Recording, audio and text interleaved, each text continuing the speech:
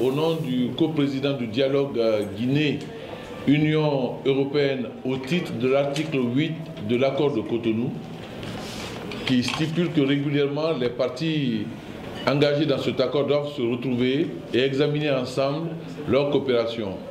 La première session du dialogue au titre de l'article 8 a eu lieu en Guinée le 31 juillet 2014. Donc aujourd'hui, c'est la deuxième session. Et cette deuxième session s'est articulée autour de 4 thèmes. Le premier thème, c'est la consolidation de la démocratie. Le deuxième thème, la migration. Le troisième thème, la lutte contre la corruption et contre l'impunité. Le quatrième thème, l'efficacité de l'aide publique européenne au développement. Ces 4 thèmes ont permis au gouvernement de la République de Guinée et à l'Union européenne et à ses États membres d'échanger autour de chaque thème et d'arriver à des conclusions, des consensus partagés entre les deux parties pour poursuivre leur coopération dans un cadre disons, de franche explication, mais aussi de partage des valeurs et des objectifs. C'est donc cet exercice que nous avons fait aujourd'hui avec Monsieur l'ambassadeur de l'Union européenne en Guinée, et nous venons au terme de nos travaux et nous sommes à votre disposition pour répondre à vos questions. Je vous remercie. Et disons que le mode de financement de l'Union européenne à la Guinée, je vais laisser les détails à M. Yellen, mais sachez que depuis le dialogue de 2014, les relations sont très bonnes entre la Guinée et l'Union européenne. Nous travaillons ensemble. L'Union européenne, qui travaille principalement avec son outil de financement de développement qui est le FED, le Fonds européen de développement, collabore avec le gouvernement guinéen dans maints secteurs pour le développement de notre pays à travers actuellement le 10e FED et surtout le 11e FED. Et je dois aussi vous dire que pendant toute la période difficile de Ebola, l'Union européenne a coopéré avec la Guinée pour lutter contre cette pandémie. Donc la coopération continue. Ce dialogue est un acte, est un cadre régulier qui revient de temps en temps pour faire le point. Donc les thèmes qui étaient aujourd'hui à l'ordre du jour sont des thèmes d'intérêt commun. Les deux parties estiment que c'est des thèmes qui doivent être discutés pour aller de l'avant. Pour vous donner un exemple, le thème migration concerne la Guinée qui est un pays de départ des migrants, concerne l'Europe qui est un pays d'arrivée des migrants. Donc il y a eu un sommet à La Valette où des principes ont été retenus pour que les parties travaillent ensemble sur la migration. Nous avons évoqué cela. Madame la ministre des Affaires étrangères a fait un exposé et a proposé une vision pour la mise en place d'une politique nationale guinéenne et aussi d'un cadre de coopération avec l'Union européenne. Donc oui, je vais, en complément de ce que le coprésident vient de dire, je voudrais souligner l'importance de rappeler que le dialogue politique au titre de l'article 8 de l'accord de Cotonou est un dialogue politique régulier. Nous le faisons avec l'ensemble des États ACP, Afrique, Caraïbes, Pacifique, au moins une fois par an. Donc on est dans ce contexte-là.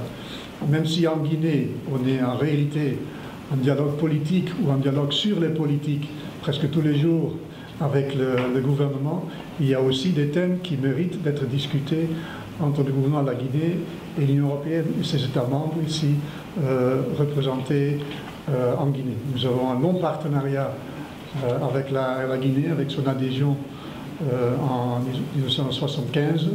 Nous avons un long partenariat avec la Guinée dans le cadre de l'accord de partenariat entre les États ACP et les États membres de l'Union européenne. Et il est bon de temps en temps de faire le point sur où nous en sommes sur différentes questions. Vous avez aussi demandé qu'est-ce qu'il y a eu comme effort avant même le dialogue politique sur les différentes thématiques. Bon, je ne pourrais pas aller expliquer tout, mais c'est clair que sur des points comme la consolidation de la démocratie, beaucoup a été fait en Guinée depuis la période de transition et que cela continue. Quand on parle de consolidation, c'est parce qu'on considère qu'il y a une démocratie qui se renforce et qui doit continuer à se renforcer. C'est pour ça qu'on parle de consolidation de la démocratie. On est tout à fait dans cette optique et dans l'esprit de l'application de l'accord du 12 octobre résultant du dialogue politique interguinéen. Sur la migration, nous sommes dans un dialogue aussi constant avec le gouvernement. Donc il y a différents points, et je pourrais parler des autres, comme la lutte contre la corruption et l'impunité, où nous sommes aussi dans un partenariat avec le gouvernement. Et le dernier point sur l'efficacité de l'aide au développement de l'Union européenne et ses États membres, je pense que c'est un point important de le rappeler, m'amène un peu à votre question sur que représente l'aide de l'Union européenne. Nous avons actuellement un portefeuille d'environ 500 millions d'euros de financement en cours du part de l'Union européenne, auquel il faut ajouter le financement des États membres. Donc nous sommes un partenaire extrêmement important pour la Guinée, surtout quand on prend ensemble le financement de l'Union européenne et ses États membres. C'est un accompagnement du gouvernement. Nous sommes aussi dans une période de croissance de la coopération. Les fonds du 10e Fonds européen de développement, pour l'essentiel, étaient débloqués fin 2013. Et depuis 2014, nous œuvrons avec le gouvernement, et notamment à travers le ministère de l'économie et des finances, ordinateur national du FED, pour leur bonne mise en œuvre. Alors, en parallèle, on a travaillé sur la mise en œuvre et la définition de nouveaux projets au titre du 11e Fonds européen de développement, et en même temps qu'il y a d'autres instruments qui s'ouvrent à la Guinée, comme le financement de la Banque européenne d'investissement, notamment dans le secteur de l'énergie, et la facilité d'investissement pour l'Afrique, où la Guinée va aussi bénéficier de financement, et aussi avec son éligibilité récente au Fonds fiduciaire d'urgence pour la stabilité et la lutte contre les causes profondes de la migration en Afrique. Donc tout ça, c'est des instruments que nous pouvons utiliser pour accompagner la Guinée dans son développement. Pour ça aussi, il est important qu'on ait ce dialogue comme on a eu aujourd'hui, pour qu'on se comprenne bien, qu'on évite tout malentendu possible, et qu'on s'engage sur des actions que nous pouvons entreprendre ensemble. De nouveau, c'est surtout, je dirais, on a eu des échanges, comme je dis tout à l'heure dans la session de conclusion, réellement riches et ouvertes.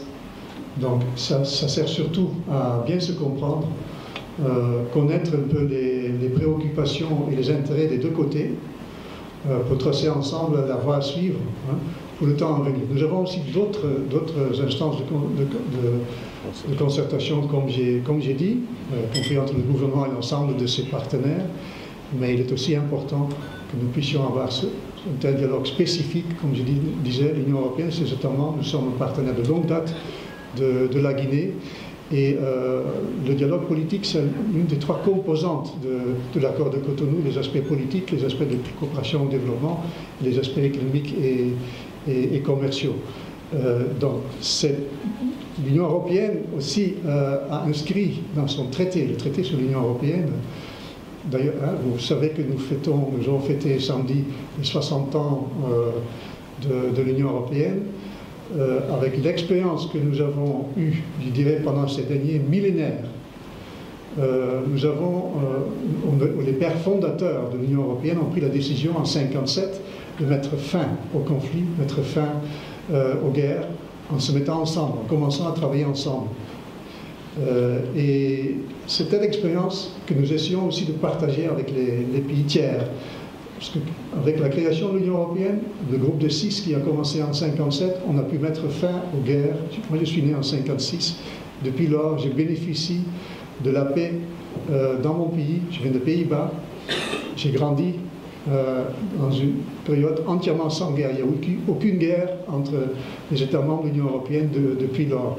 Donc, la promotion de la paix et la prospérité que cela a permis de générer pour les ressortissants européens, et le développement de ces valeurs comme la démocratie, les droits de l'homme, l'état de droit, nous essayons aussi de le partager avec nos pays partenaires, et c'est cette partie qui est inscrite même dans notre traité de l'Union européenne, qui fait aussi un peu partie de notre mandat, pour moi-même et mes collègues des États membres, de promouvoir ces valeurs.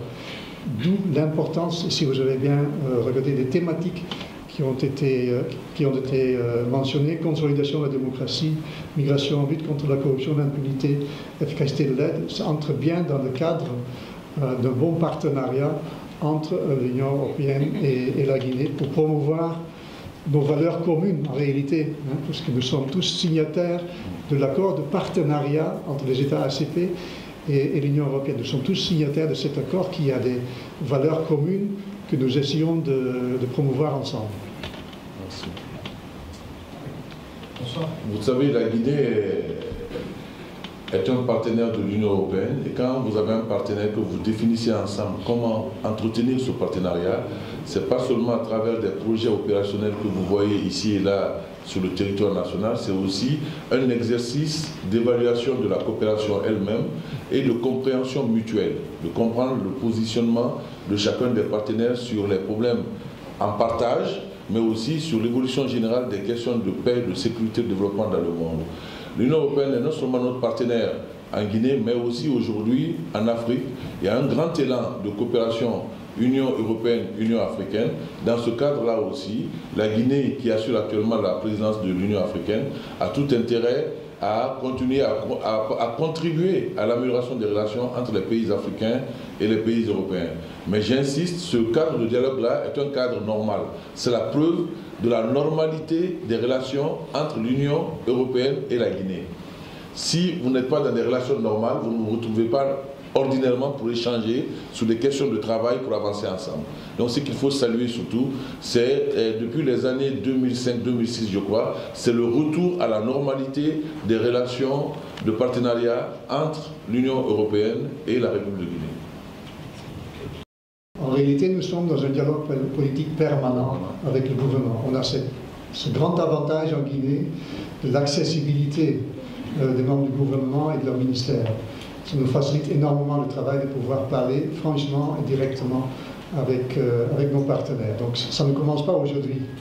Par contre, en reconnaissant cette facilité de dialogue quotidienne, il est bon qu'on s'assoie de temps à autre entre parties pour voir de manière plus systématique quelques problématiques. Nous en avons choisi 4 ensemble. Nous avons préparé ce dialogue depuis septembre de l'année passée. Nous sommes entendus sur des thématiques qui nous semblaient importantes pour les deux parties. Donc, c'est la continuité, mais ça nous permet aussi de mieux se comprendre et de mieux définir vers où il est bon d'aller. Et comme a dit aussi le ministre d'État secrétaire général de la présidence, on ne fait pas que de l'aide au développement. Si on est en dialogue politique, c'est aussi dans cet esprit de promouvoir nos valeurs communes. Vous voyez aussi mes collègues, pas seulement ouvrir un centre de santé, mais aussi participer à des rencontres, y compris parfois des manifestations. Je suis allé à une commémoration des pendaisons de janvier. Ça a fait beaucoup de réactions dans la presse, mais ça fait aussi partie de notre travail de montrer qu'on s'intéresse à l'histoire de la Guinée et qu'on est à côté de la Guinée pour l'aider à faire sa réconciliation. Donc je voulais mentionner ce point aussi. Donc on est à la fois un partenaire de développement, un partenaire politique et un partenaire économique et commercial.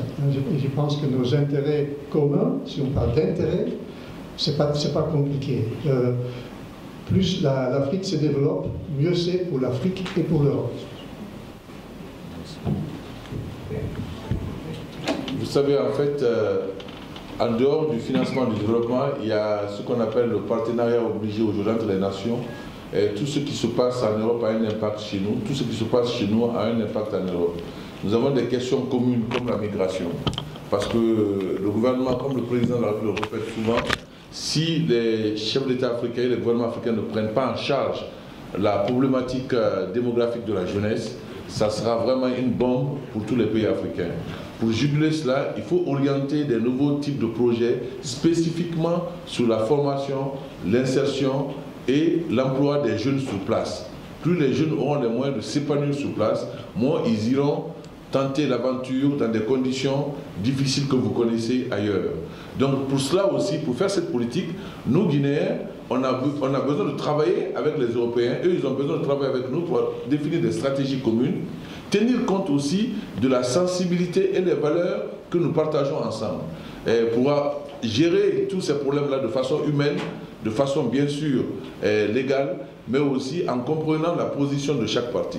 C'est pour cela que nous parlons de respect mutuel et de franchise. C'est-à-dire que chaque parti a ses enjeux, a ses objectifs, mais comme nous sommes des partenaires, nous nous retrouvons pour échanger et avancer ensemble. Ce que vous devez savoir aussi, c'est que depuis quelques années, notre pays a énormément fait d'efforts de développement, et dans le domaine politique, et dans le domaine économique, et dans le domaine social.